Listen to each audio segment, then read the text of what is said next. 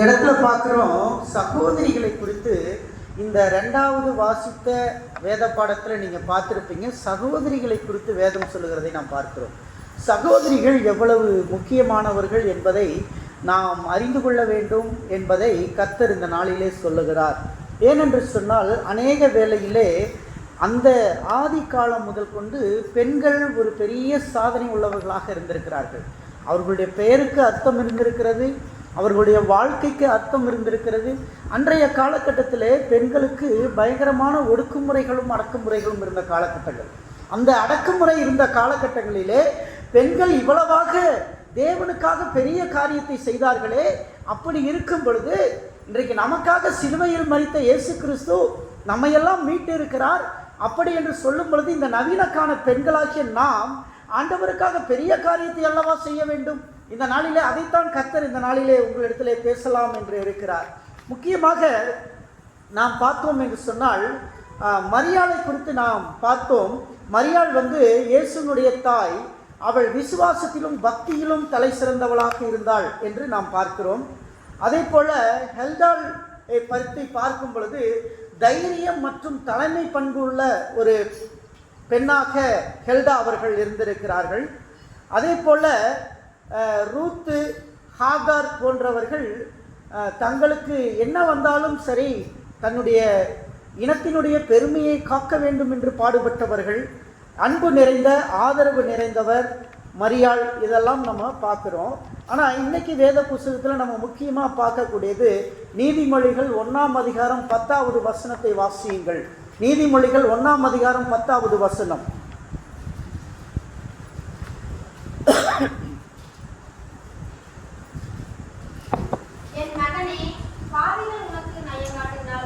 நீதிமொழிகள் 31:10. 31:10.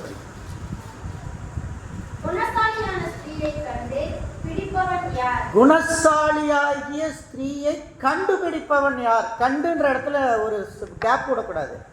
குணசாலியான ஸ்திரீயை கண்டுபிடிப்பவன் யார்? இன்னைக்கு நாம பார்க்கிறோம், உலகத்துல நல்ல பெண்ணை யார் கண்டுபிடிக்கிறது? எங்க போய் கண்டுபிடிக்கிறது? எங்க தொலைவுறது? இதுதான் உலகத்தில் உள்ள பெரிய பிரச்சனை. It's a great challenge. நம்ம நிறைய நேரங்களில் பார்க்குறோம், பெண்கள் பொறுத்தவரை ஆண்களுக்கு உடல்நிலை சரியில்லைன்னா எனக்கு உடல்நிலை சரியில்லைன்னு படுத்துக்கலாம். பெண்கள் அப்படி அல்ல. அவர்கள் உடல்நிலை சரியில்லைன்னா அவர்களே எழுந்திரித்து உணவை பரிமாற வேண்டும். அவர்களே எழுந்திரித்து உணவை ப்ரிப்பேர் பண்ணணும். இந்த மாதிரி பெண்களுக்கு கொடுக்கப்படுகிற சில காரியங்களை குறித்து தான் ஆண்டவர் கடந்த வாரத்தில் என்னோடு பேசி கொண்டு இருந்தார். எவ்வளவு கஷ்டமானாலும் தன் வீட்டாருக்கு இருட்டோடே எழுந்திருத்து ஆகாரத்தை கொடுக்க வேண்டும், தன்னுடைய உடலை வருத்தி ஆகாரத்தை கொடுக்க வேண்டும் என்று விரும்புகிறார்களே. அப்படி என்று சொல்லும் பொழுது அந்த குணசாலியான பெண்கள் வேதத்தில் இருக்கிறார்களா? பைபிள் அடிப்படையில் குணசாலியான பெண்கள் இருந்திருக்கிறார்களா? வேதத்தில் பார்க்குறோம். இந்த வசனத்தில் நீங்கள் பாருங்கள், எப்படியெல்லாம் பெண்கள் வேலை செஞ்சுருக்காங்க அப்படின்னு பாருங்கள். சொல்லுங்க. அவளுடைய விலை, அவளை காசு கொடுத்தெல்லாம் விலைக்கு வாங்க முடியாது. முத்துக்களை பார்க்கிலும் விலை உயர்ந்தது. உலகத்தில் முத்து சிறந்தது. ஆனால் அந்த முத்தை விட பெரிய சொத்து சகோதரிகள். அல்லேலூயா, அல்லேலூயா. இந்த சகோதரிகள் உலகத்தில் இருக்கும் விலை உயர்ந்த முத்துக்களை பார்க்கலும் சிறந்தவர்களாக இருக்கிறார்கள். அவர்களுக்கு பெண்களை குறித்து நாம் பார்க்கும் பொழுது வேதத்திலே அழகான பெண்களை குறித்து நாம் பார்த்திருக்கிறோம். சாராள் உலக பேரழகியாக இருந்தாள். சாராள் ஒரு உலக பேரழகி.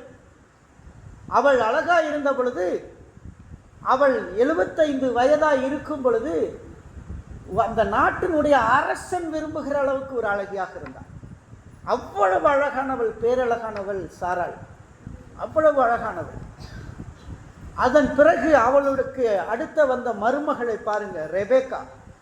அவள் பார்வைக்கு ரொம்ப அழகாக இருந்தாள்.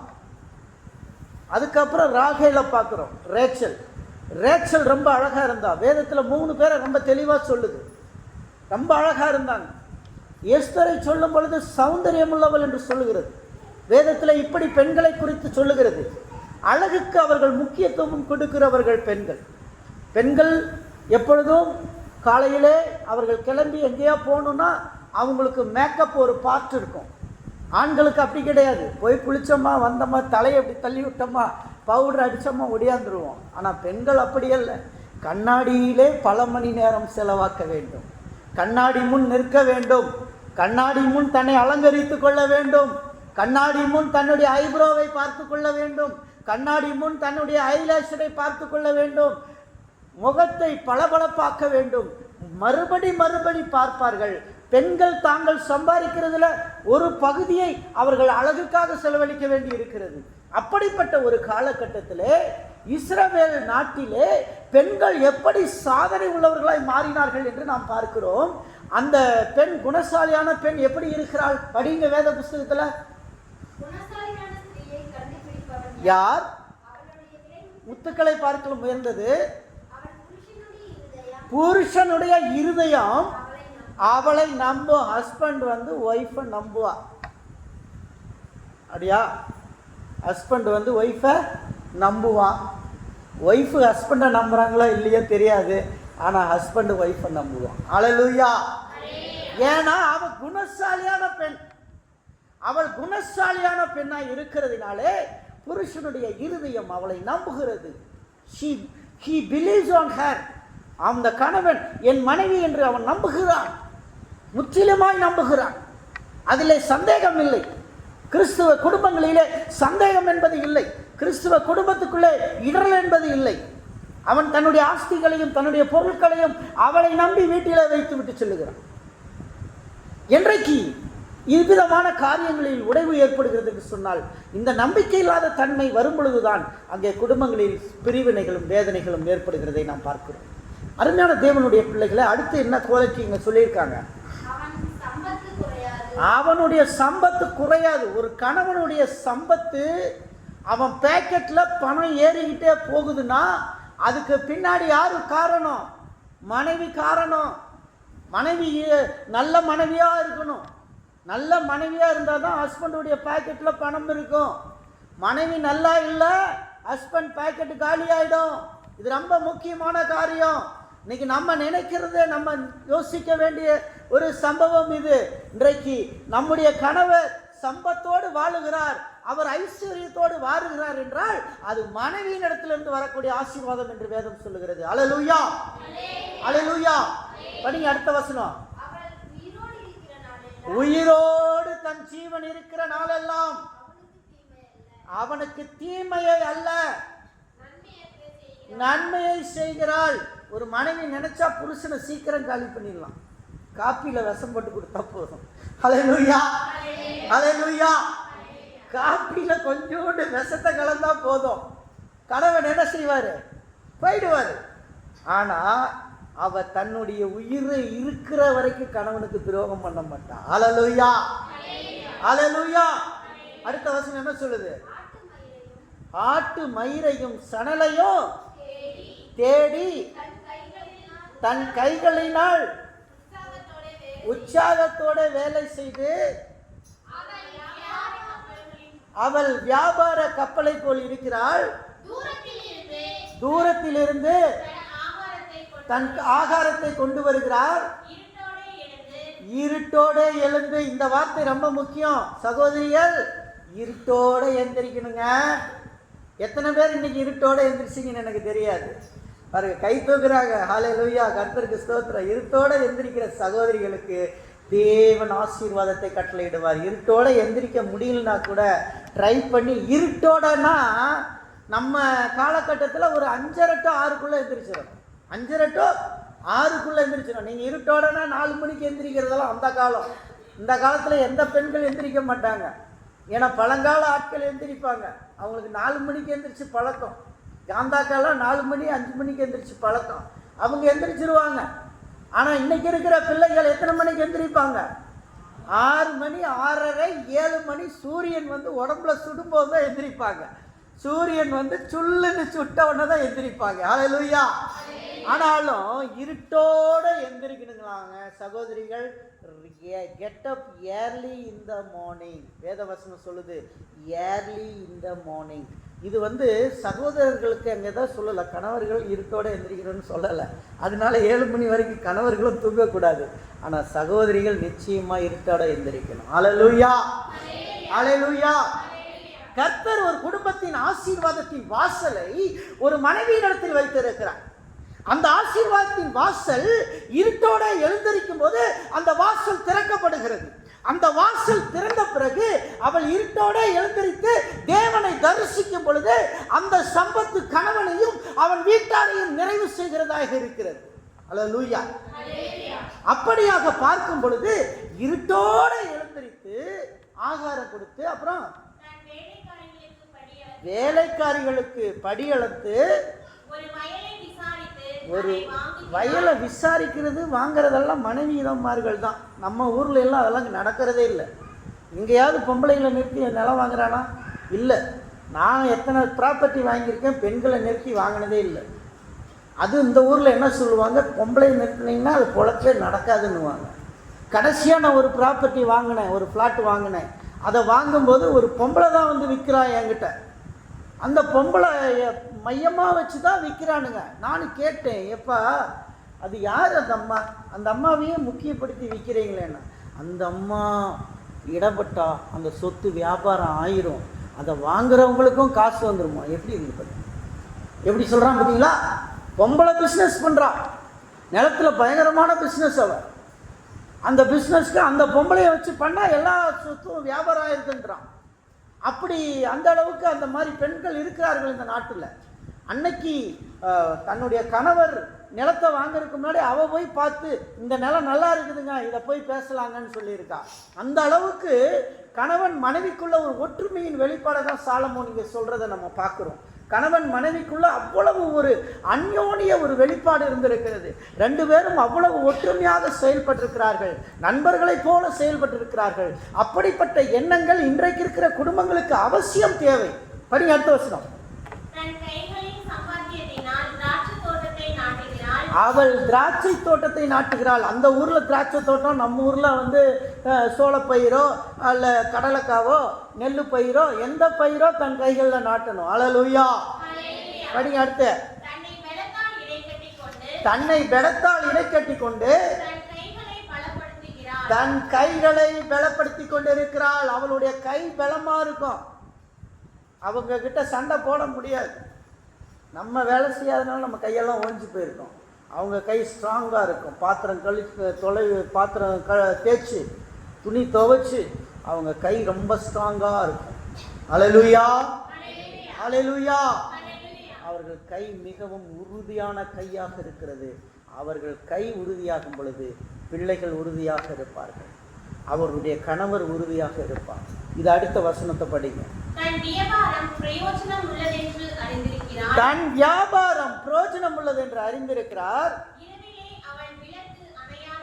இரவிலே அவள் விளக்கு அணையாது இருக்கு. இதுக்கு என்ன அர்த்தம்? அவள் ஒரு பிஸ்னஸ் உமனை பற்றி தான் இங்கே சாலமோன் சொல்கிறத நம்ம பார்க்குறோம்.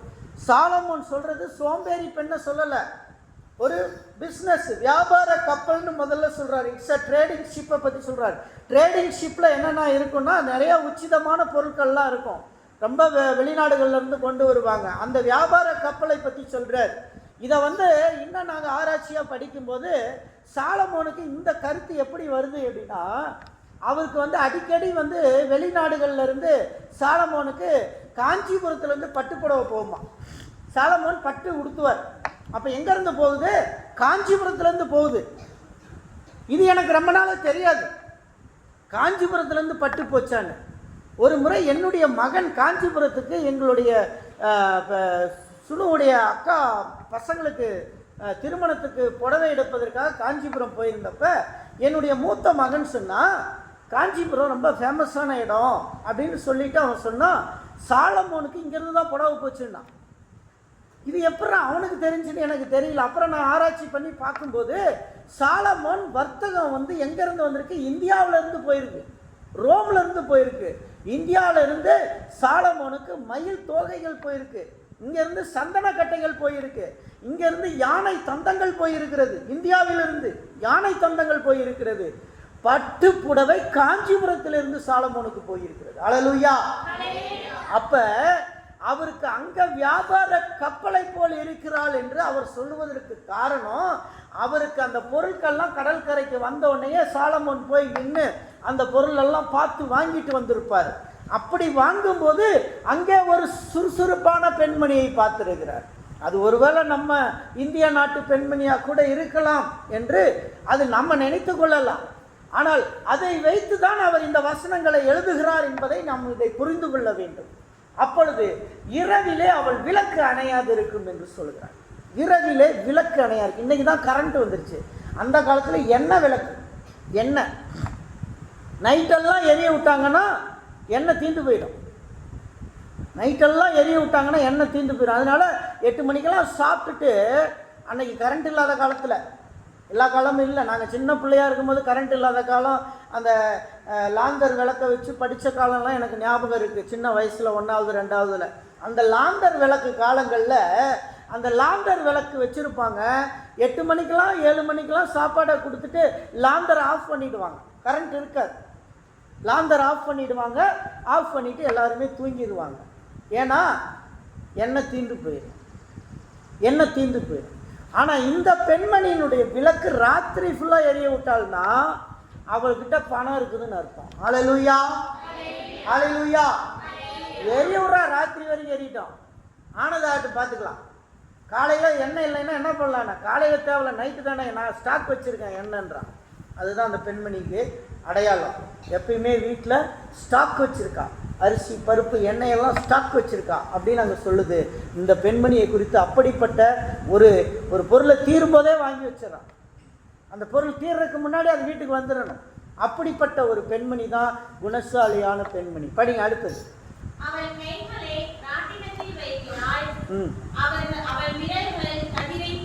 இந்த ராட்டினம் என்பது அந்த காலத்தில் கையிலேயே என்ன செய்வாங்க, நூல் எடுத்து ட்ரெஸ்ஸு பின்னுவாங்க. கதிர்களை பிடிச்சி ஒரு பக்கம் கதிரை பிடிச்சிக்குவாங்க, ராட்டினத்தை சுற்றுவாங்க. எத்தனை பேர் பார்த்துருக்கீங்கன்னு தெரியல. அந்த ராட்டினத்தை சுற்றும் போது இந்த நூல் கண்டில் அந்த நூல் அப்படியே சேமிப்பாகும். அந்த நூலை எடுத்து தான் என்ன பண்ணுவாங்க, பெரிய மக்கத்தில் வச்சு மக்கத்தில் அடிப்பாங்க. கையில் அடிக்கிற மக்கம் அதெல்லாம் நான் சின்ன வயசில் பார்த்துருக்கேன். அந்த மக்கத்தில் என்ன பண்ணுவாங்க, அடிப்பான். அந்த மக்கத்தில் புடவை நெய்வாங்க, பெட்ஷீட் நெய்வாங்க அந்த மக்கத்தில். இன்னைக்கு மெஷின் வந்துருச்சு, அன்னைக்கு கை மக்கம்தான். கை மக்கத்தில் வச்சு அடிப்பாங்க. அடிச்சு இந்த நூல்களை எல்லாம் சேலையாக புடவையாக நெய்வாங்க. அந்த அளவுக்கு அந்த பெண்ணினுடைய வேலை பாடுகள் இருந்திருக்கிறது. ஹல்லேலூயா, ஹல்லேலூயா. இதில் சாலமோன் சொல்லும் போதெல்லாம் இந்த காஞ்சிபுரம் கான்செப்ட் தான் வந்துக்கிட்டு இருக்கு. அங்கே காஞ்சிபுரத்தில் சேலை நெய்கிறது இந்த மக்கத்தில் தான் செய்வாங்க. அதை சாலமோன் தெரிஞ்சு வச்சுருக்கான் பாருங்கள். இதெல்லாம் நம்ம பார்க்கும்போது அவனுக்கு புடவை இங்கேருந்து போயிருக்கு. அந்த புடவை ஒருவேளை அவன் இங்கே இந்தியாவுக்கு கூட வந்து அவன் பார்த்துட்டு போனானோ என்னமோ எனக்கு தெரியாது. அல்ல இங்கே வந்து மந்திரிகள் பார்த்துட்டு அங்கே போய் தகவல் கொடுத்தாங்களான்னு தெரியாது. அவன் அந்த இந்த பெண்ணை பற்றி அவ்வளோ ஒரு சுவாரஸ்யமாக அவன் எழுதுகிற காரணங்கள் என்னன்னு நமக்கு புரியல. பாருங்க, படிங்க அடுத்து.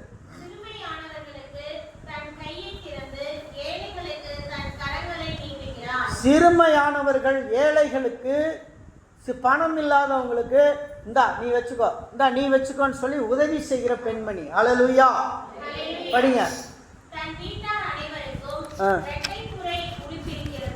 இதில் பாருங்க, தன் வீட்டாருக்கு ரெட்டை புரை உடுப்பு. இது என்ன ரெட்டை புரைனா? உங்களுக்கு யாராவது யோசிச்சிருக்கீங்களா ரெட்டை புரை உடுப்புனா? வசதியானவங்க உள்ளாடையும் போடுவாங்க, வெளியாடையும் போடுவாங்க. வசதி இல்லாதவங்க உள்ளாடை போட மாட்டாங்க, வெளியாடை மட்டும் போடுவாங்க.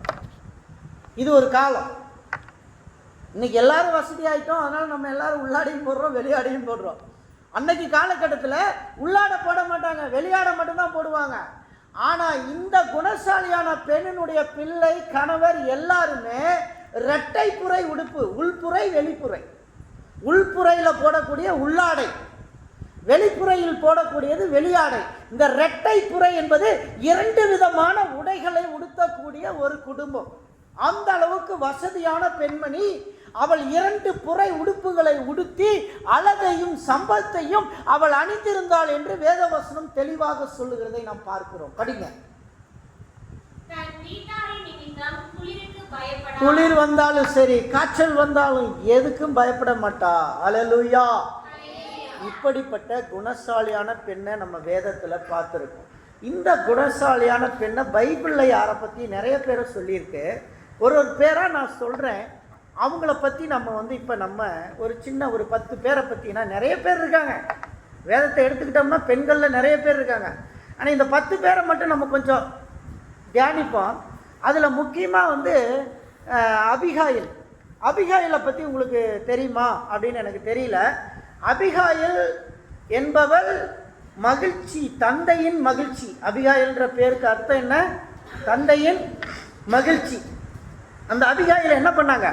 தன்னுடைய கணவன் ஒரு குடிகாரன், பயங்கரமாக போதையில் இருப்பான் 24 மணி நேரமும். ஆனால் நிறைய சொத்து இருந்தது அவளுக்கு. ஒரு முறை தாவீது காட்டில் இருக்கும்போது அவருக்கு உணவு தேவைப்பட்டுச்சு. தன்னுடைய போர் வீரர்களை அனுப்பி அந்த நாபால், அவன் பேர் நாபால், அபிகாலுடைய ஹஸ்பண்ட் பேர் நாபால், அந்த நாபால்கிட்ட போய் சாப்பாடு ஏதாவது வாங்கிட்டு வா, நம்ம படை வீரர்கள் 50 பேர் இருக்கிறோம், அவங்களுக்குலாம் ஏதாவது இருந்தால் கொடுக்க சொல்லு. அங்கே போனோன்னே இந்த குடிகார நாபால் என்ன சொல்லிட்டான், அதெல்லாம் போயிட்டு போகுது, அதெல்லாம் கொடுக்க முடியாது, போய் உங்கள் தலைவர்கிட்ட சொல்லு அப்படின்னு சொல்லிட்டான். இது தாவீதுக்கு சொன்ன உடனே கோபம் வந்துருச்சு. தாவீது என்ன பண்ணா, 50 படை வீரர்களோட வேகமாக யுத்தத்துக்கு வரான். இந்த செய்தி அபிகாயிலுக்கு போகுது. அபிகாயில் கொஞ்சம் புத்திசாலியான பெண். அபிகாயில் என்றால் புத்திசாலி, தந்தைக்கு மகிழ்ச்சியை கொடுக்கக்கூடிய ஒரு பெண். இன்னைக்கு வாழக்கூடிய ஒவ்வொரு பெண்ணும் தான் பெத்த அப்பனுக்கு மகிழ்ச்சியை கொடுக்கணும். அல்லேலூயா. பெத்த அப்பனா இருந்தாலும் சரி, வளர்த்தின அப்பனா இருந்தாலும், என்ன பெத்த அப்பன் நான் சொல்லிட்டேன்னா இன்னைக்கு கொஞ்சம் வளர்த்தின அப்பன் தான் இருக்கிறாரு, அதனால அவருக்கே நான் மகிழ்ச்சியை கொடுக்குன்னு சொல்லிடுவாங்க. அதனால சொல்றேன், அப்பன்ற ஸ்தானத்தில் யார் இருந்தாலும் அவர்களுக்கு மகிழ்ச்சியை கொடுக்கணும். இந்த அபிகாயில் என்ன செஞ்சா தெரியுமா? மடன்னு எடுத்து கொஞ்சம் உணவு பொருட்கள் எல்லாத்தையும் முன்னாடி 2 பரிவாரத்தில் எடுத்து எல்லாத்தையும் கட்டி எடுத்துக்கிட்டு முன்னாடி அனுப்புறா. முன்னாடி அனுப்பிட்டு இவ பின்னாடி போனான். போயிட்டு தாவீது அங்கேருந்து வந்தோடனே இவன் முன்னாடி போய் கீழே விழுந்து கும்பிட்டு, ஐயா மன்னிச்சுக்குங்க, என் கணவர் கொஞ்சம் அப்படி தான் இருக்கார், இருந்தாலும் ஐயாவுக்கு உணவு இல்லைன்னு நான் சொல்ல மாட்டேன், இந்தாங்க எடுத்துக்கங்க, சந்தோஷமாக எடுத்துக்கங்க. ஆனால் தாவீது அந்த இடத்துல ஒரு வார்த்தை சொல்லிட்டு வந்தான், நாபாலின் சுவரில் நீர் விடக்கூடிய ஒரு நாயை கூட நான் உயிரோட விட மாட்டேன்னு சொல்லிட்டு வந்தான். கர்த்தருக்கு முன்னாடி சபதம் போட்டு வந்தான். நாபாலுடைய அவனுடைய இடத்துல சுவரில் ஒன்றுக்கு அடிக்கக்கூடிய ஒரு நாயை கூட நான் உயிரோட விட மாட்டேன் அப்படின்னு சொல்லி சபதம் போட்டுட்டு தான் தாவீது கிளம்பி வந்தான். ஆனால் தன்னுடைய மனைவியினுடைய புத்திசாலித்தனத்தில் அவ்வளோ பெரிய ஒரு தீங்கை இருந்து தப்பிச்சிட்டாங்க. அதுக்கு அபிகாயில் ரொம்ப வைஸ்ஃபுல்லான உமன், ரொம்ப புத்திசாலி அபிகாயில். கடைசியாக நாபால் இறந்த பிறகு தாவீதையே அவர் திருமணம் பண்ணிக்கிறார். அது தாவீதையே தன்னுடைய 2வது கணவராக அவர் ஏற்றுக்கொள்ளுகிறத நம்ம பார்க்குறோம். அப்படிப்பட்ட வாழ்க்கையும் அவளுக்கு கிடைச்சது அப்படின்றதையும் நம்ம பார்க்குறோம். அடுத்ததாக அக்ஸா. இந்த அக்ஸான்ற பேருக்கு கணுக்கால்னு அர்த்தம். அக்ஷா கணுக்கால் அப்படின்னு அர்த்தம். யோசுவாவின் புஸ்தகம் 15, 13, 19 வாசிங்க அக்ஷாவை பற்றி. அக்ஷா 13 முதல் 19 வரை.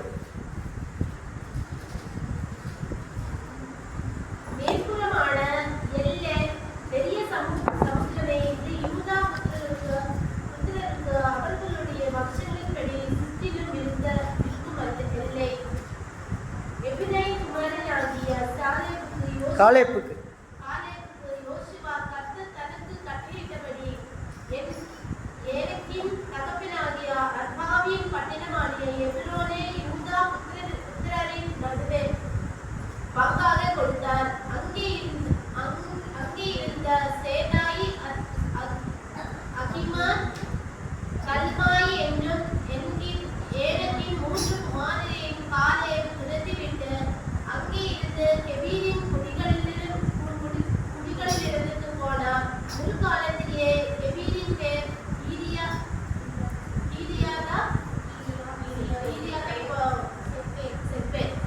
இந்த இடத்துல பார்க்குறோம். இந்த அக்ஷாளுக்கு இந்த சொத்து கொடுக்குறாங்க. யாருன்னா காலேப்புடைய மகள். காலேப்புடைய மகளுக்கு பேர் அக்ஷா. அக்ஷா ஒரு கணுக்கால் போன்ற ஒரு செயல்பட்டவள். அங்கே இருந்த ஏனோக்கியரை துரத்துறாங்க. அந்த இடத்துல ஏனோக்கியர் தான் இருக்காங்க. யார் ஏனோக்கு? தேவனோடு சஞ்சரித்து கொண்டிருந்தப்போ காணப்படாமல் போனான். அந்த ஏனோக்கு பிள்ளைகள் இருக்கும் இல்லையா, அந்த பிள்ளைகள் அங்கே குடியிருந்தாங்க. அவங்கள துரத்தி விடுறாங்க. ஏன்னா அவங்க அதுக்கப்புறம் கர்த்தரை தேடலை. ஏனோக்கு பின்னாடி வந்த சந்ததி கர்த்தரை தேடலை. கர்த்தர் அந்த எப்ரோன் மலை நாட்டை அப்படியே காலேப்புக்கு கொடுக்கறத பார்க்குறோம். எப்ரோன்றது ஒரு பெரிய மலை நாடு. அந்த எப்ரோன் மலை நாட்டை காலேப்புக்கு கொடுக்கும்போது அது அக்ஷாவுக்கு அதை வந்து சொந்த சொத்து ஆதாரமாக அதை கொடுக்கறத நம்ம பார்க்குறோம். பங்களிப்பாக அதை கொடுக்கறத நம்ம பார்க்குறோம். அடுத்து ஆதான்னு சொல்லி ஒரு பெண், அவள் வந்து அலங்கரிக்கப்பட்டவள் என்று அர்த்தம். ஆதாள். ஆதியாகமம் 4ஆம் அதிகாரம் 19 முதல் 24 வசனங்களை வாசிங்க ஆதாளை பற்றி.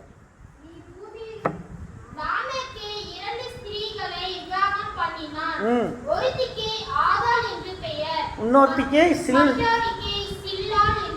பார்த்தீங்களா? ஆதாள்னு ஒரு பெண் இருந்தா. யாருக்கு?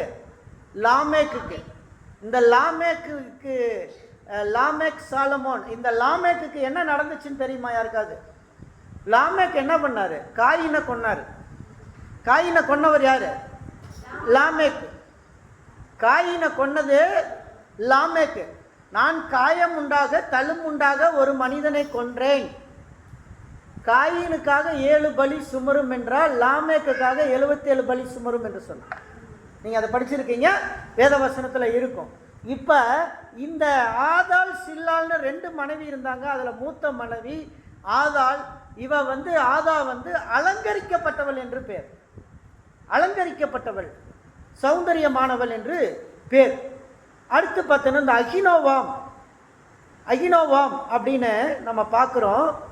அகினோவாம்ன்ற வார்த்தைக்கு வந்து சகோதரனுடைய மகிழ்ச்சி என்று பெயர். 1 சாமுவேல் புஸ்தகம் 14ஆம் அதிகாரம் 50வது வசனம். இவர் சூனாமத்தி ஊரை சார்ந்தவள் அகினோவாம். இவள் ஒரு பெண்மணி. 1 சாமுவேல் 14:50.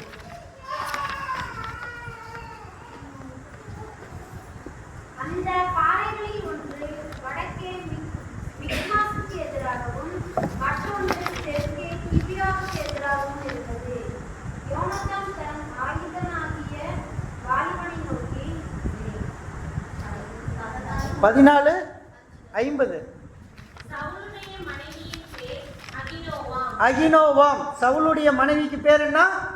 அகினோவாம். அகினோவாம்ன்றது ஒரு பெரிய பெண்மணி. ஆனால் இஸ்ரவேல் நாட்டினுடைய முதல் ராணி. நீங்கள் அதை தெரிஞ்சுக்கங்க. இஸ்ரவேலுக்கு முதல் இஸ்ரவேல் பேரரசுக்கு முதல் ராணி யாரு? அகினோவாம். அகினோவாம் தான் முதல் ராணி. இந்த முதல் ராணி அவ்வளவு சிறப்பானவளாக இருந்ததுனால தான் சவுலை வந்து கொஞ்சம் அடக்குமுறையில் பண்ணியிருந்தா. அடிக்கடி சவுலை வந்து நல்முறையில் படுத்துறதுக்கு அகினோவாமுடைய பெரிய ஒரு பணி இருந்தது அப்படின்றத நம்ம பார்க்குறோம். இந்த அதாலியாவை பற்றி நம்ம வேதவசனத்தில் குறிப்பிடுற அதாலியாவை பற்றி தெரியுமா?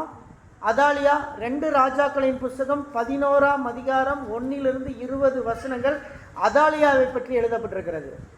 2 ராஜாக்களின் புஸ்தகம் 11ஆம் அதிகாரம் 1 முதல் படிங்க. அகசியாவின் தாயாகிய அத்தாலியாள் தன் குமாரன் இறந்து போனதை கண்டபோது எழும்பி ராஜவம்சத்தாரை யாவரையும் சங்காரம் பண்ணினாள். அவள் சங்காரம் பண்றா. தான் மகனை கொன்னுட்டாங்கன்னு அவ எந்திரிச்சு வீச்சர்வலை தூக்கிட்டு போய் வெட்டுறா அதாலியாள். அதுக்கு பேர் சத்தியத்தின் மகள்னு பேர். அந்த மகளுக்கு என்ன பேரு? சத்தியத்தின் மகள். அவள் உண்மையை பேசுகிறவ. தன் மகனுக்காக பிள்ளைகளுக்காக உண்மை செய்கிறாள். இன்னைக்கு இருக்கிற நம்ம ஒவ்வொரு தாய்மார்களுக்கும் தாம் பிள்ளைகளுக்காக எப்படியாவது நாம் என்ன செய்யணும்? போய் தன்னுடைய பிள்ளைகளுக்கு உதவி செய்யணுன்ற ஒரு மனப்பான்மை எல்லா தாய்மார்களுக்கும் இருக்கும். காரணம் என்னென்னா, இந்த அதாலியாள் மாதிரி நம்ம எல்லாருமே வளரணும் அப்படின்றது தான். அடுத்து ஒரு பெண்மணியை பற்றி பார்ப்போம், பத்சேபாள். இந்த பத்சேபாள் யாரு? சத்தியத்தின் மகள். பத்சேபாளுடைய ஹஸ்பண்ட் பேரு உரியா. உரியா தாவீது என்ன பண்ணாரு? தாவீது என்ன பண்ணாரு? அரண்மனை மேலே வாக்கிங் பண்ணுறாரு. யுத்தத்துக்கு போயிட்டாங்க படை வீரர்கள் எல்லாம். தாவீது ஜாலியாக இருக்கார் அரண்மனையில். யோனத்தாப் சொன்னார், நீங்கள் ரெஸ்ட் எடுங்க, நாங்கள் பார்த்துக்குறோம். ஏன்னா நிறையா யுத்தம் பண்ணிட்டாங்க. இனிமேல் ராஜா எதுக்கு வரீங்க, நீங்கள் வராதீங்க, நாங்கள் பார்த்துக்குறோம். அந்த லெவலுக்கு வந்துட்டாங்க. ராஜா வேண்டாம், நாங்களே பார்த்துக்குறோம். அந்த அளவுக்கு படை வீரர்கள் இருந்தாங்க. அப்போ ராஜாவை வீட்டில் விட்டாங்க. இந்த ராஜா என்ன பண்ணியிருக்கணும்? அரசாங்கத்தை கவனிச்சிருக்கணும். நாடு எப்படி போகுதுன்னு பார்த்துருக்கணும். இவர் அதெல்லாம் பண்ணலை. மேலே என்ன பண்ணார்? உப்பரிக்கையில் மொட்டை மாடியில் என்ன செஞ்சார்? உலாவினார். உலாவும் போது அங்கே என்ன நடந்துச்சு? ஒரு பெண் குளிச்சிட்டு இருக்கா.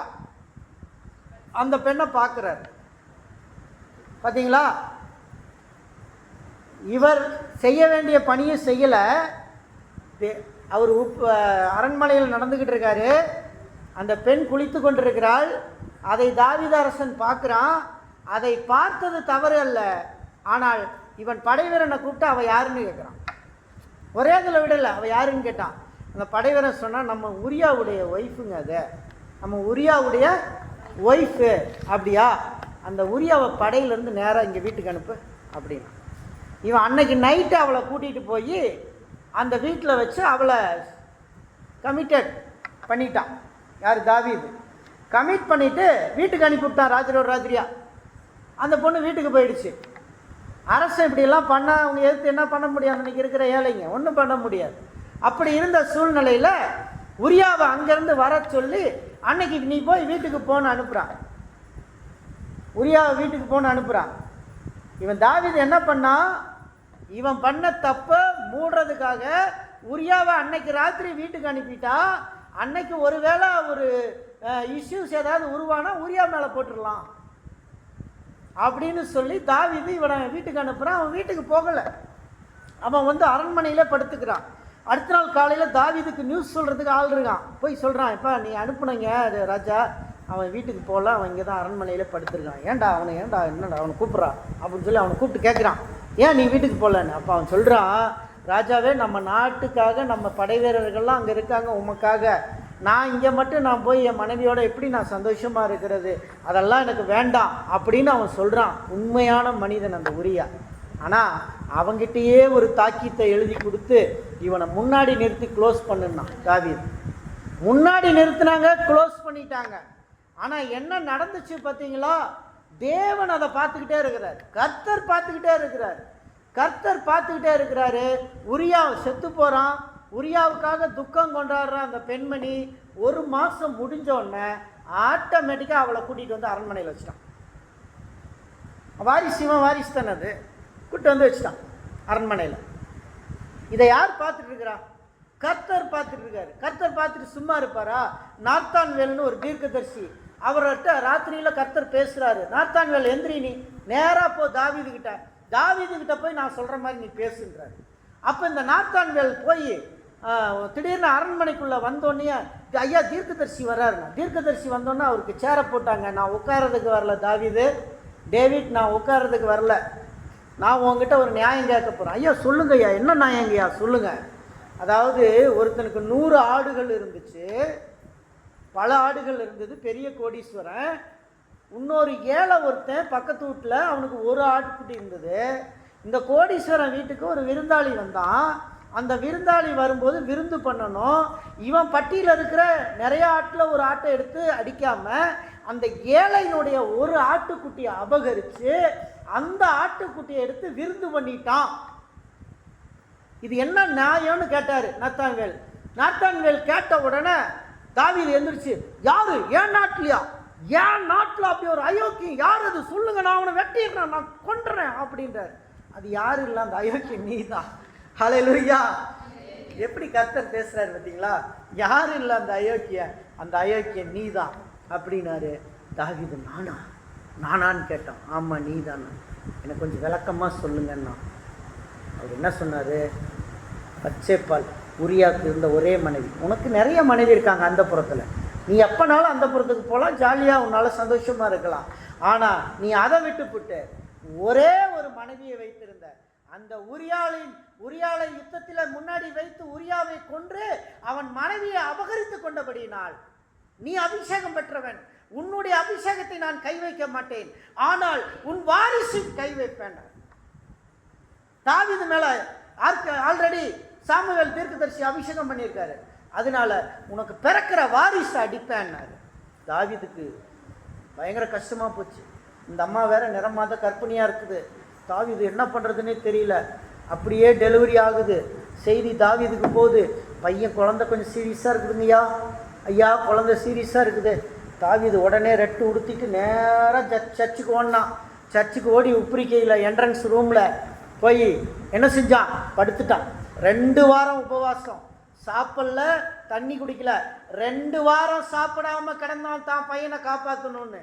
2 வாரத்தில் தான் பிள்ளைய காப்பாற்றணும்னு சொல்லி தாவீது, ஆண்டவரே என்னை மன்னிச்சுக்கோங்க, என்னை மன்னிச்சுக்கங்கன்னு சாப்பிடாம கிடந்தான்.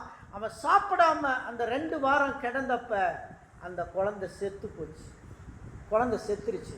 தாவீது படுத்துக்கிட்டு, தேவாலயம் உயரத்தில் இருக்குது, கீழே அரண்மனை, தேவாலயத்துலேருந்து இப்படி பார்க்குறான். இப்படி பார்க்கும்போது அங்கே கீழே அரண்மனையில் மக்கள்லாம் பேசிக்கிறாங்க, இந்த மனுஷங்கிட்ட எப்படா போய் சொல்கிறது, அரசங்கிட்ட தவறான செய்தி செஞ்சால் கழுத்து எடுத்து விடுவான், இவங்ககிட்ட எப்படி சொல்கிறதுன்னு அவங்களுக்குள்ளேயே பேசுகிறாங்க. இந்த சிம்டமை பார்த்த உடனே என் பையன் செத்துட்டான்னு அவனுக்கு தெரியுது. மடமடன்னு எந்திரிச்சாங்க. நேராக வீட்டுக்கு போனான். குளியல் அறையில் போய் குளித்தான். நேராக போய் குளியல் அறையில் குளிச்சுட்டு ட்ரெஸ்ஸப் பண்ணிவிட்டு டேபிளில் போய் உட்காந்து சாப்பாடு எடுத்துகிட்டு வா அப்படின்னா. அப்போ தான் எல்லோரும் கேட்டாங்க, ஐயா உள்ளே போய் பாருங்கய்யா, உள்ளே செத்து போச்சு, உள்ளே போய் பாருங்க, எனக்கு முதல்ல சாப்பாடு நான் சாப்பிட்டுட்டு போகிறேன்னு. அதனால தான் இன்றைக்கி முஸ்லீம்ஸு டெட் பாடி அங்கே வச்சுட்டு இங்கே பக்கத்தில் பிரியாணி செஞ்சுட்ருப்பாங்க. நீங்கள் பார்ப்பீங்க, இங்கே முஸ்லீம்ஸ் எதாவது இறந்துட்டா பக்கத்துலேயே டெட் பாடி இருக்கும், அந்த பக்கம் ஒரு பிரியாணி நடந்துக்கிட்டு இருக்கோம். இது காரணம் அன்னைக்கு தாவூத் நபி, தாவூத் அவங்களுக்கு தாவூத், அந்த நபி பேர் தாவீது பேருக்கு அவங்களுக்கு தாவூத்துன்னு சொல்லுவாங்க. தாவூத் நபி வந்து அப்படி பண்ணார், அதனால நாங்கள் பண்ணுவோன்னு சொல்லி இன்றைக்கும் அவங்க ஐதீகத்தில் பண்ணிக்கிட்டு இருக்காங்க. சாப்பாடு பிணம் இருக்கும்போது சாப்பிட்ற வழக்கங்களை தாவீது சாப்பிட்டாரு. சாப்பிட்டோன்னே யோனத்தாப்பு வந்து சொன்னார், உன் பையனை போய் பாருப்பா, என்ன ராஜாவை இப்படி பண்ணுறீங்க? யோனத்தாப்பு இவருடைய நண்பர் தான், ஆனால் படை தளபதியும் கூட. அவர் சொன்னார், நீங்கள் எந்திரிச்சு போங்க, அவங்க பையனை பாருங்கன்னு. அப்போ நான் சொன்னார், நான் இனி என் பையனை பார்த்து பிரயோஜனம் இல்லை, அவன் உயிரோடு இருக்கும்போது நான் கர்த்தர்கிட்ட வேண்டுதல் செய்ய வேண்டியது என்னுடைய கடமை. என் பையனுக்காக வேண்டுதல் செஞ்சேன். அவன் கர்த்தர்கிட்ட போயிட்டான், நான் வேணா இனிமேல் அங்கே போகலாமே தவிர அவன் இங்கே வர முடியாதுன்னு சொன்னார். அல்லேலூயா. இது பாருங்க, தாவீது சொன்ன வார்த்தை, ஒருவன் மரித்து விட்டால் மரித்தவர்கள் இடத்துக்கு உயிரோடு இருக்கிறவங்க போகலாமே தவிர அங்கே போனவங்க திரும்பி இங்கே வர முடியாதுன்றத சொல்லு தாவீது சொன்னான், தெளிவாக சொன்னான். தாவீது, அப்படிப்பட்ட தாவீதுக்கு ராணியாக்கப்பட்டவள் தான் இந்த பச்சைப்பால். நம்ம இந்த பச்சைப்பாலை குறித்து பார்த்துக்கிட்டு இருக்கிறோம். இந்த பச்சைப்பால் என்ன செஞ்சா அப்படின்னா, அவள் தான் இஸ்ரவேலுக்கு ராணியாக இருந்தாள். கடைசி காலத்தில் அவளுக்கு பிறந்த முதல் குழந்தைய கர்த்தர் அடித்தார். பிறகு தாவீது சங்கீதம் 51 வைத்து 2 பேரும் செஞ்ச தப்புக்காக அவன் மன்னிப்பு கேட்கிறான். சங்கீதம் 51 தாவீது பட்சேபாலுக்காகவும் அவனுக்காகவும் வருங்காலத்தில் ஒரு சந்ததி பிறக்கும்போது அந்த சந்ததிக்கு சாபம் வரக்கூடாது என்று தாவீது சங்கீதம் 51 ஜெபமாக ஜெபிக்கிறான். 51 ஜெபத்தில் ஜெபித்த பொழுது கர்த்தர் அவன் பாவத்தை நீக்கினபடினாலே அடுத்து ஒரு குழந்தை பிறக்கும், அந்த குழந்தையை நான் அரசனாக்குவேன்னு கர்த்தர் சொல்றாரு. அதே மாதிரி தாவீதுக்கு பின்னாடி பச்சைப்பாலுக்கு பிறந்த மகன் சாலமோனை அதே பட்டத்துக்கு அரசனாக்குகிறார். அல்லேலூயா, அல்லேலூயா. தாவீது பாவ மன்னிப்பு கேட்டிராவிட்டால் சாலமோன் பச்சைப்பாலின் குழந்தை அரசனாயிருக்க முடியாது. தாவீது பாவ மன்னிப்பை கேட்டான். கணவன் மனைவி இருவருக்கும் சேர்த்து பாவ மன்னிப்பை கேட்டான். அருமையான தேவனுடைய பிள்ளைகளே, கணவன் மனைவி இருவரும் சேர்ந்து பிள்ளைகளுக்காக பாவ மன்னிப்பை கேட்டு பெற்றுக்கொள்ள வேண்டும். அல்லேலூயா. நம்முடைய பிள்ளைகளுக்கு பாவ மன்னிப்பை கேட்டு பெற்றுக்கொள்ள வேண்டும். அறியாமலும் சில நேரங்களில் தவறுகளை இழுத்து விடுவார்கள். யோபு அப்ப என்ன செய்தான்? தன் பிள்ளைகளுக்காக அவன் பலிபீடத்தில் பிள்ளைகளுக்காக 3 வேளை வேண்டிக் கொண்டான். என்ன காரணம்? தான் பிள்ளைகள் அறியாத நேரத்தில் போய் கெட்ட நண்பர்களோடு சேர்ந்து விடுவார்கள், கெட்ட பழக்கங்களுக்கு அடிமையாகி விடுவார்கள், தவறான எண்ணங்களுக்குள் போய் விடுவார்கள் என்று சொல்லி தாவீதும் அவனது மனைவியும் சேர்ந்து அங்கே சங்கீதம் 51 ஒன்று சேர்ந்து ஜெபிக்கிறதை நாம் பார்க்கிறோம். அந்த வசனத்துல முன்னாடி போட்டிருக்கா இல்லையா? போட்டிருக்கா இல்லையா? என்னன்னு போட்டிருக்கு? பச்சைப்பால் இடத்தில் தாவீது பாவத்திற்கு உட்பட்ட போது பின்பு நாத்தான் தீர்க்கதரிசி அவனிடத்தில் வந்து அவன் பாவத்தை உணர்த்தின போது பாடி ராக தலைவனுக்கு ஒப்புவிக்கப்பட்ட சங்கீதம், தாவீதின் சங்கீதம். பார்த்தீங்களா, தாவீது அவனுடைய மனைவி 2 பேருக்காக பாவ நிவர்த்தியான சங்கீதத்தை பாடி கர்த்தருக்கு ஒப்புவித்தான் என்று பார்க்கிறோம். அருமையான தேவனுடைய பிள்ளைகளை, நம்முடைய பிள்ளைகளுக்காக நாம் இப்போ இருந்தே ஜெபிக்கணும். ஒவ்வொரு நாளும் பிள்ளைகளுக்காக ஜெபிக்கணும். பிள்ளைகள் அறியாமல் தப்பு செய்திருவாங்க. பிள்ளைகளை படிக்க ஸ்கூலுக்கு அனுப்புகிறோம். ஸ்கூலுக்கு அனுப்பும்போது பிள்ளைகள் தப்பு பண்ணிடுவாங்க. காலேஜுக்கு போகும்போது பிள்ளைகள் தப்பு பண்ணிடுவாங்க. இப்போ இருந்தே நம்ம ஜெபிக்கணும் நம்ம பிள்ளைகளுக்காக. we need to pray for our children while you are going to the school. பிள்ளைகளுக்காக ஜெபம் பண்ணணும். ஒவ்வொரு நாளும் ஜெபம் பண்ணணும். ஆண்டி பிள்ளைகளை அனுப்பணும்னா ஆண்டி உட்காந்து ஜெபம் பண்ணணும். பிள்ளைகளுக்காக ஆண்டி உட்காந்து ஜெபம் பண்ணணும். இந்த பிள்ளைகள் போகிறாங்க, ஆண்டவரே ஸ்கூலுக்கு போகிறாங்க, இவங்க பரிசுத்தமாக திரும்பி வரணும்னு ஜெபம் பண்ணணும். பிள்ளைகள், நம்முடைய பிள்ளைகள் போயிட்டு திரும்பி வரும்போது பரிசுத்தமாக வரணும்னு சொல்லி நம்முடைய பிள்ளைகளுக்காக ஜெபம் பண்ணணும். அல்லேலூயா. பச்சைப்பால் தாவீது தன் பிள்ளைக்காக ஜெபம் பண்ணினாலே இஸ்ரவேலில் ஒரு அரசனை உருவாக்க முடிந்தது.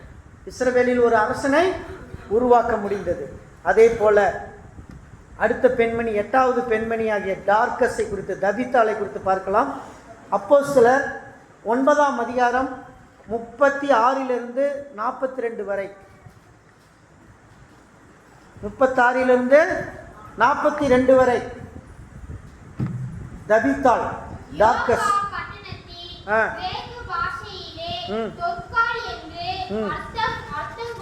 தொர்கால், டார்கஸ் இங்கிலீஷ்ல.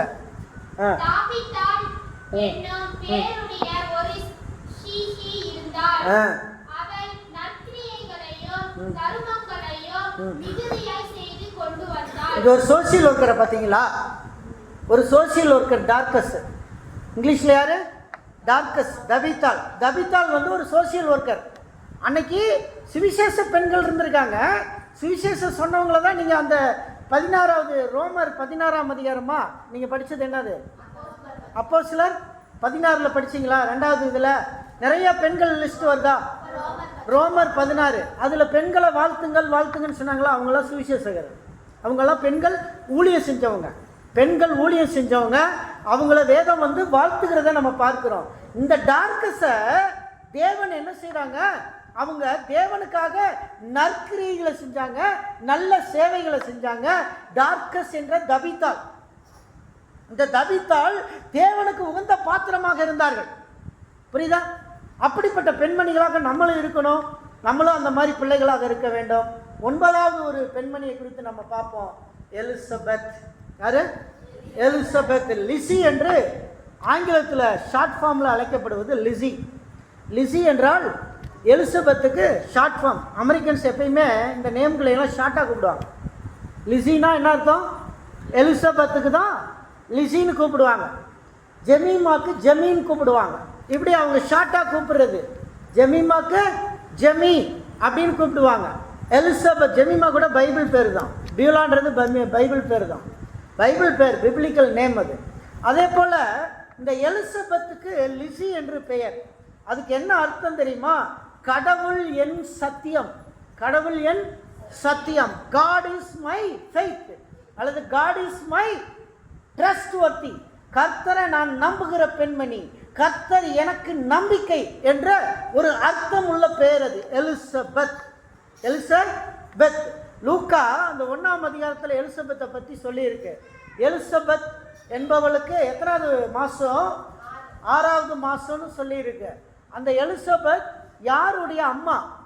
யோவான் ஸ்நானகனுடைய அம்மா. மரியாளுடைய வயிற்றில் அவங்க எலிசபெத் கை வச்ச உடனே மரியாள் மாசமாக இருக்காங்க, கர்ப்பிணியாக இருக்காங்க.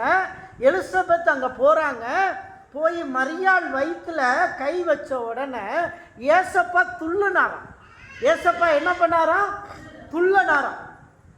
அப்போ மரியாள் சொல்கிறாங்க, எலிசபெத், நீ என் மகனை வாழ்த்திய பொழுது என் வயிற்றில் உள்ள பிள்ளை துள்ளிற்று.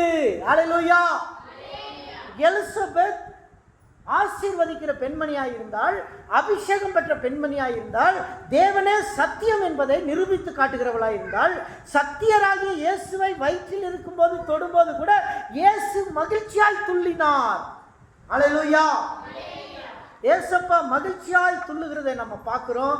அப்படிப்பட்ட யோவான் ஸ்நானகனை பெற்றெடுத்த ஒரு அருமையான தாய் எலிசபெத். இயேசுவை கருவிலே ஆசீர்வதித்தவள். இயேசுவை கருவிலே ஆசீர்வதித்தவள். அவள் இடத்தில் இருந்த ஆசீர்வாதத்தின் ஊற்று இயேசுவுக்குள் கடந்து சென்றது. அப்படியாக நம்ம பார்க்கிறோம் இந்த எலிசபெத்தை. பெண்மணிகள் இவ்வளோ காரியங்கள் செஞ்சிருக்காங்க. அந்த பெண்மணிகள் போல நம்மளும் நம்முடைய வாழ்க்கையில் நிறைய காரியங்களை குறித்து நாம் செய்ய வேண்டும், செயல்பட வேண்டும். அப்படிப்பட்ட காரியங்களுக்கு நாம் முன்னுரிமை தர வேண்டும். கடைசியாக நம்ம பார்த்தோம் அப்படின்னா இந்த பெண்மணிகளில் யோவன்னாளை குறித்து நம்ம பார்க்குறோம். யோவன்னாள், இந்த யோவன்னாள் பார்க்குறோம். அவங்க ஒரு விசுவாசத்தின் ஒரு பெண்மணியாக இருக்கிறார்கள். யோவன்னாள் இவங்க சுவிசேஷத்தை செய்த ஒரு சுவிசேஷ பெண்மணி. நீங்கள் அதை தான் படிச்சீங்க. யோவன்னாளை வாழ்த்துகிறேன், யோவன்னாளை வாழ்த்துகிறேன்னு பார்த்தீங்க. இவங்க பெண்கள் நிறைய பேர் சுவிசேஷம் பண்ணியிருக்காங்க ஊழியத்தில். புதிய ஏற்பாட்டு காலத்தில் நிறைய பெண்கள். அதனால் நம்ம முதல்ல சகோதரிகளுக்காக நம்ம நிறைய ஜெபம் பண்ணணும். ஏன்னா காரணம், அவர்கள் ஹெல்த்தாக இருந்தால் தான் நம்ம ஹெல்த்தாக இருக்க முடியும். அவங்க எவ்வளோ கஷ்டங்கள் வரும்போதும் அவங்க எந்திரிச்சு நமக்கு சாப்பாடை செய்யணும், நம்ம வெளியே போகணும், நமக்கு டைமுக்கு சாப்பாடு கொடுக்கணும்னு யோசிக்கிற ஒரு தன்மை இருக்கிறதே. அவர்கள் உடல்நிலை சரியில்லாத போது கூட எழுந்திரித்து நமக்கு எப்படியாவது சாப்பாடு செய்யணுமே, அது யார்கிட்டையும் சொல்கிறதில்ல, சலிக்கிறதில்ல. அவங்க படுத்துக்கிட்டா என்ன ஆகிறது? நம்ம படுத்துக்கிறோம் உடம்பு சரியில்லை. இப்போ எனக்கு உடம்பு சரியில்லைன்னா நான் போய் படுத்துக்குவேன். எங்கள் வீட்டம்மா அப்படி படுக்க மாட்டாங்க. அவங்க படுத்தாலும் எந்திரிச்சு டைமுக்கு ஏதாவது ஒன்று அவருக்கு சாப்பாடு செய்யணும், ஒரு காப்பி போட்டு தரணும், ஒரு டீ போட்டு தரணும்னு போடுறாங்க. இந்த காரணம் என்னன்னா, இதை நான் போன வாரத்தில் எனக்கு ரொம்ப இடைப்பட்டார். ஆண்டவர் சொன்னார், பாரு எப்படி உனக்கு மனைவி எவ்வளோ கஷ்டத்தின் மத்தியில் அவளுக்கு உடல்நிலை சரியில்லைனா கூட உனக்கு சாப்பாடு கொடுக்குற அளவுக்கு எந்திரிச்சு சாப்பாடை செஞ்சு டைமுக்கு ரெடி பண்ணுறேன். ஏதோ ஒன்று ரெடி பண்ணி கூட வீட்டுக்காரன் பட்னியாக கிடக்கூடாது. அவ்வளோதான் கான்செப்ட். அப்போ இந்த அளவுக்கு செய்யும்போது நம்ம பெண்களை ரொம்ப மதிக்கணும். வேதம் மதிக்க சொல்லுது. பைபிள் என்ன சொல்லுது? மதிக்க சொல்லுது. அதனால் சகோதரர்கள், இன்னைக்கு இருக்கிற கிருஷ்ணன் அவருடைய மனைவி ரோஜாவை மதிக்க வேண்டும், அவருக்காக ஜெபிக்க வேண்டும். இஸ்ரேல் எஸ்தரை மதிக்க வேண்டும், எஸ்தருக்காக ஜெபிக்க வேண்டும். நான் என் மனைவியை மதிக்க வேண்டும், அவளுக்காக ஜெபிக்க வேண்டும். சகோதரிகள் எல்லாரையும் வாழ்த்துகிறேன். பைபிளின் படி யோவன்னாளை வாழ்த்தியதை போல இங்கே இருக்கிற சகோதரிகள் எல்லாரையும் நான் வாழ்த்துறேன். கர்த்தர் உங்களை ஆசீர்வாதமாக இருப்பார். அல்லேலூயா, அல்லேலூயா. ஆகவே வேதாகமத்தில் அன்னைக்கு அதிக பெண்களுக்கு முக்கியமில்லாத காலத்தில் அன்னைக்கு பெண்மணிகள் சாதனையாளர்களாக இருந்திருக்காங்க. இன்னும் நிறைய பெண்களை பேசலாம், எஸ்தரை பேசலாம், ரூத்தை பேசலாம். அதெல்லாம் பல முறை நான் ப்ரீச்சிங் பண்ணியிருக்கேன். அதனால தான் பண்ணாத ஆட்களை எடுத்து வச்சேன் நான். இன்னைக்கு அவங்கள பற்றி நம்ம தெரிந்து கொள்ள வேண்டும். அருமையான தேவனுடைய பிள்ளைகளே, இன்னைக்கு சகோதரிகள் பெரிய காரியத்தை செய்கிறாங்க. வேதம் அவர்களை ஆசீர்வதித்திருக்கிறது. ஆண்டவர் அவர்களுக்கு முக்கியத்துவம் கொடுத்திருக்கிறார். ஆதி திருச்சபை, அப்போஸ்தல திருச்சபை பெண்களுக்கு முக்கியத்துவம் கொடுத்திருக்கிறது. சகோதரிகள் சுவிசேஷ பணியை செய்திருக்கிறார்கள், சுவிசேஷத்தை எடுத்துக்கொண்டு சென்றிருக்கிறார்கள். அநேகர் தேவனுடைய ராஜ்யத்தை கட்டியிருக்கிறார்கள். டார்கஸை போல, தபித்தாளை போல பெரிய காரியங்களை பெண்கள் சாதனையோடு செய்திருக்கிறார்கள். இன்றைக்கு நீங்களும் செய்ய வேண்டும் என்று சொல்லி இந்த நாளிலே எப்ரோன் சபையின் சார்பாக நான் கேட்டுக்கொண்டு இன்றைக்கு நாம் எல்லாரும் எழுந்து நின்று ஜெபிப்போம். எல்லாரும் எழுந்து நிற்போம். நாளின் செய்தியை கேட்டோம். அன்பின் கர்த்தாவே, எங்கள் குடும்பத்தில் இருக்கிற பெண்களுக்காக நான் ஜெபிக்கிறேன். என் சபையில் இருக்கிற விசுவாச பெண்களுக்காக நான் ஜெபிக்கிறேன். என்னுடைய ஹோமில் இருக்கிற பெண் பிள்ளைகளுக்காக ஜெபிக்கிறேன், பெண்களுக்காக ஜெபிக்கிறேன். என்னுடைய சுற்றத்தாரி இனஜன பந்துக்கள் பெண்களாக இருக்கிற ஒவ்வொருவருக்காக நாங்கள் ஜெபிக்கிறோம். அவர்களை ஆசீர்வதியும் ஆண்டவரே. அவர்களை ஒரு தபித்தாளை போல, ஒரு யோவன்னாளை போல, ஒரு மரியாளை போல, ஒரு எலிசபெத்தை போல அவர்களை ஆசீர்வதியும் ஆண்டவரே. அப்படியாய் ஆசீர்வதித்து அவர்கள் உடல்நிலை சரியில்லாத போதும் நமக்கு உணவுகளை பரிமாறுகிறார்கள். நமக்கு நல்லதை செய்ய வேண்டும் என்று இருட்டோட எழுந்திருத்து தன் வீட்டாருக்கு ஆகாரம் கொடுத்து இரட்டைப்புடை உடைப்பை வாங்கி அதை துவைத்து அதை அயன் செய்து தன்னுடைய கணவருக்கு உடுத்துகிறார்களே, அப்படிப்பட்ட பெண்மணிகளை ஆசீர்வதியும் ஆண்டவரை. அவர்களை பலப்படுத்தும் ஆண்டவரை. கர்த்தாவே, இந்த நாளிலே சபையில் உள்ள எல்லா சகோதரிகளையும் ஆசீர்வதித்து பெண் பிள்ளைகளை, வாலிப பிள்ளைகளை ஆசீர்வதித்து வரும் காலத்திலே அவர்களை நடத்தும்படியாக நான் செபிக்கிறேன் ஆண்டவரே. என் பிள்ளைகள் வளர்ந்து வரட்டும், சுவிசேஷத்திலும் அறிவிலும் ஞானத்திலும் புத்தியிலும் இன்னைக்கு நாங்கள் கேட்ட பெண்மணிகளைப் போல அவர்கள் வளரட்டும், அவர்கள் வாழ்க்கை சிறந்து விளங்கட்டும். ஆண்டவரே உமக்கு ஸ்தோத்திரம், உம்மை துதிக்கிறோம், உம்மை ஸ்தோத்தரிக்கிறோம்.